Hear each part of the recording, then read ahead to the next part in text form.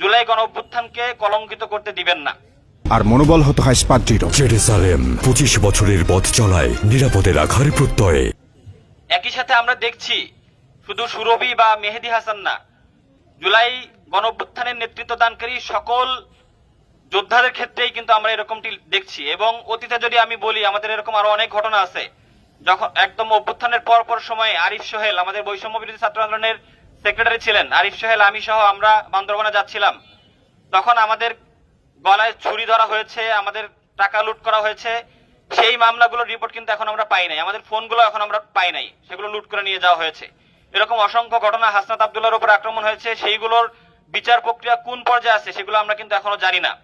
আমরা একটা কথা স্পষ্ট ভাষায় বলতে চাই, বৈষম্য বিরোধী ছাত্র আন্দোলনের পক্ষ থেকে সারা দেশে জুলাই গণ অভ্যুত্থানের নেতৃত্ব দানকারী ছাত্র জনতার পক্ষে বৈষম্য বিরোধী ছাত্র আন্দোলন বিপ্লবের ভ্যানগার্ড হিসেবে থাকবে।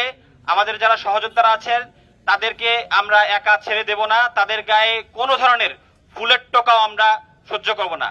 আমরা তাহরিমা জান্নাত সুরভির পরিবারের সাথে কথাবার্তা বলেছি, আমরা অভিযুক্ত যে সাংবাদিক আছে তার বিরুদ্ধে বৈষম্য বিরোধী ছাত্র আন্দোলন মানহানির মামলা করব, তার পরিবারের সাথে কথাবার্তা বলে। এবং আমাদের আরো যে সকল যোদ্ধারা বিভিন্নভাবে আক্রান্ত হবে, আমরা সবার পক্ষে শক্ত অবস্থান গ্রহণ